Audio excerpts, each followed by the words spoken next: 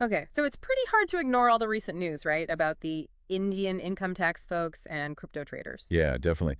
Lots of chatter about increased scrutiny, notices being sent out. Exactly. It feels like something's shifting. So, in this deep dive, we're going to get into what's really going on with this focus on crypto trading, especially involving big platforms like Binance. hmm And what it all means for you if you're in the crypto space here in India. Right. Our mission here is basically to bring some clarity. Why is this happening now? What are the potential traps or And pitfalls? how you can navigate it all without getting totally lost in the weeds.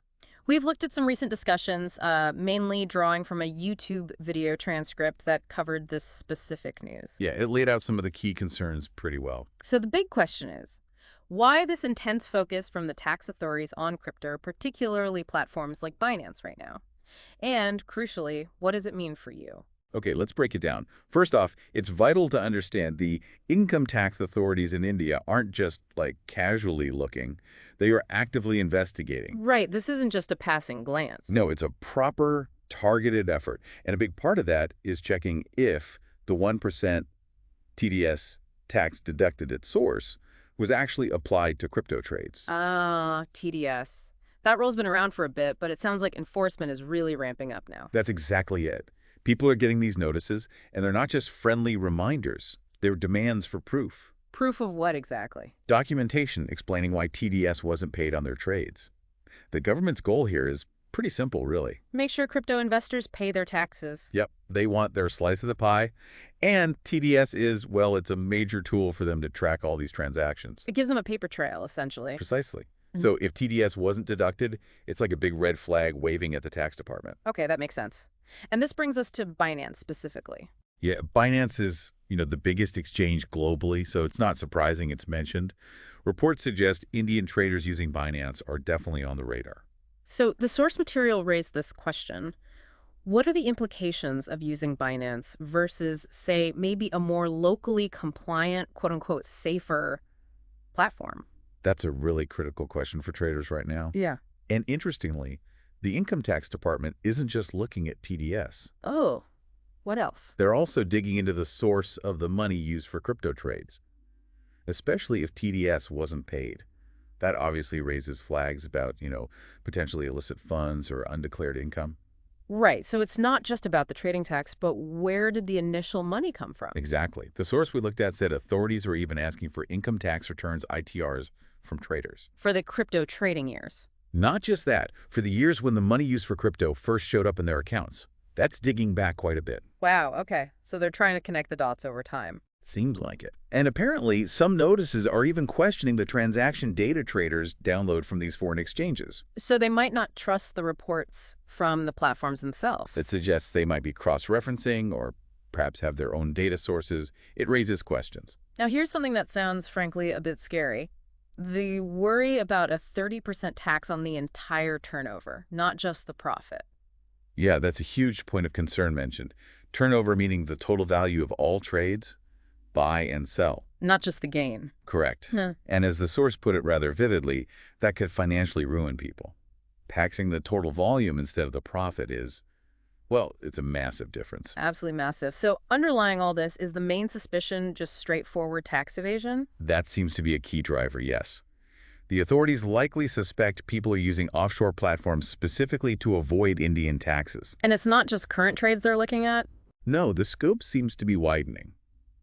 They're reportedly looking at Indian traders who move their crypto out to foreign platforms like Binance over the last couple of years. So past actions are also under the microscope. Definitely. And it even extends to NRIs, non-resident Indians, and folks who've moved abroad but transferred crypto from local exchanges to foreign ones or private wallets. So a really wide net. Very wide. They're casting it broadly.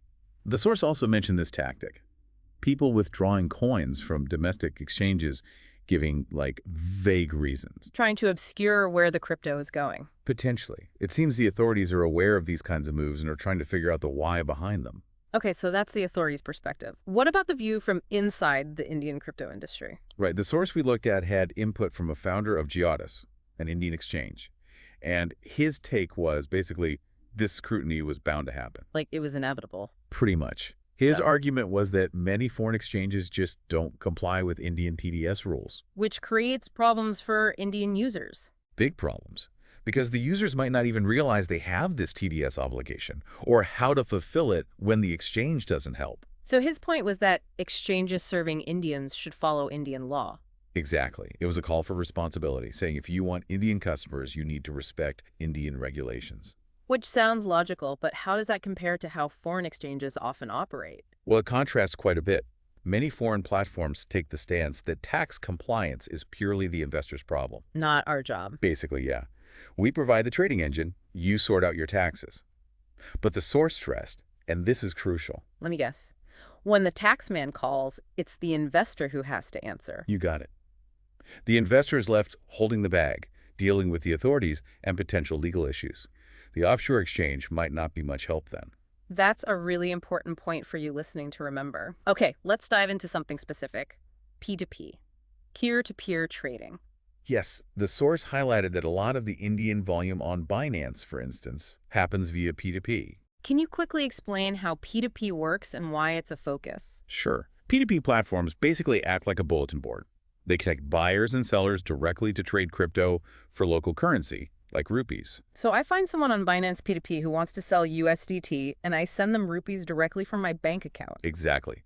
The exchange facilitates the connection and maybe holds the crypto in escrow, but the fiat transfer is direct person to person. And the issue is TDS again? Yes. In these direct P2P deals, traders might overlook the TDS rules, sometimes maybe accidentally, sometimes perhaps deliberately, to avoid tax. Because the exchange isn't automatically deducting it like they might on regular spot trades on an Indian platform. Precisely. On regulated domestic platforms, the exchange usually handles TDS deduction and deposit. In P2P on foreign platforms, that intermediary step is often missing. It's easier for TDS to slip through the cracks. Okay, I see. Another area mentioned was crypto-to-crypto swaps. Right, just swapping one crypto for another, like Bitcoin for Ether. Very common on these big exchanges. And TDS applies there too, even if no fiat currency is involved. According to Indian tax law, yes. The rule applies to the transfer of a virtual digital asset. So, in a swap, both the person giving crypto A and the person giving crypto B technically have a TDS obligation. Wow, okay. That feels like something many people might not be aware of. Definitely. The source pointed to a general lack of awareness, or maybe just lack of compliance, with TDS in these swap scenarios on foreign platforms. And the exchanges aren't exactly shouting about these rules. Well, their main business is facilitating trades and earning fees, right? Educating users on complex foreign tax rules might not be their top priority. So again, the burden falls on the trader. Understand the rule, comply with it, and face the consequences if you don't. That seems to be the reality. Which brings us to the local Indian exchanges. Right. The source said they've been tightening rules for withdrawing coins for over a year now. Why? Yeah, the main reason cited was concerns about money laundering. How does restricting withdrawals help with that?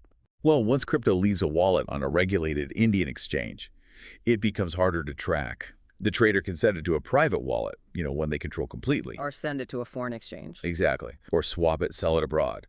There's more freedom, but that freedom also opens doors for potentially moving money illicitly or avoiding regulations like foreign exchange controls, FEMA. I see. So the government is worried about crypto being used for illegal stuff. That's a major concern, yes, leading to more monitoring. So local exchanges tightening withdrawal rules could be seen as them trying to get ahead of the curve, show they're being responsible, and reduce their own risk amid this increased scrutiny. Makes sense. Now, interestingly, the source mentioned another platform, Delta Exchange, and it suggested things might work differently there, tax-wise. Yes, that was an interesting point. Delta Exchange was highlighted as a place where, allegedly, the standard 30% crypto tax doesn't directly apply to crypto derivatives trading. Okay, derivatives, not spot trading. And what about TDS? Also, reportedly, no 1% TDS deduction on those crypto derivative trades on Delta. So why the difference? What's the logic there, according to the source? The key distinction is the product type, derivatives. Mm. The claim was that normal income tax rules apply, Meaning it's taxed based on your overall income slab, just like profits from trading, say, stock futures. And importantly, yes. the source mentioned you could potentially offset losses against profits on Delta Exchange derivatives. which is a big deal because that's generally not allowed for spot crypto trading losses under the current Indian rules. Ah, okay. So spot crypto has that flat 30% tax, no loss offset against profit, but derivatives on this platform, allegedly, fall under normal income tax, allowing loss That's the offsets. distinction the source was making, yeah. Yeah. Because it's derivatives, not the direct buying and selling of the underlying crypto asset itself. Oh, Standard crypto tax and TDS rules, the source claimed, don't apply there. Normal income tax rules do. got it. But as always with tax stuff, Absolutely. It's complicated. Regulations can change. Interpretations vary. Definitely best to get advice from a qualified tax professional who understands crypto. good disclaimer. Okay, so let's try and wrap this up. What are the main things we should take away from this deep dive? I think the core points are, 1, Indian tax authorities are serious about crypto scrutiny, especially on foreign exchanges like Binance. 2, the big focuses are TDS compliance and the source of funds. Right. 3, P2P trades and crypto-to-crypto swaps are particular hotspots because TDS often gets missed there. 4, local exchanges are tightening up, likely due to money laundering concerns and the overall regulatory pressure. And 5, some platforms dealing in specific products like derivatives might allegedly have different tax treatments, but you need professional advice on that. So the key advice for you if you're trading crypto, especially internationally, Be aware. Be very aware. yes, know your tax obligations under Indian law for all your transactions, no matter the platform. Keep meticulous records. Seriously, consider talking to a tax advisor who gets crypto. It sounds like just hoping this flies under the radar isn't a viable strategy anymore.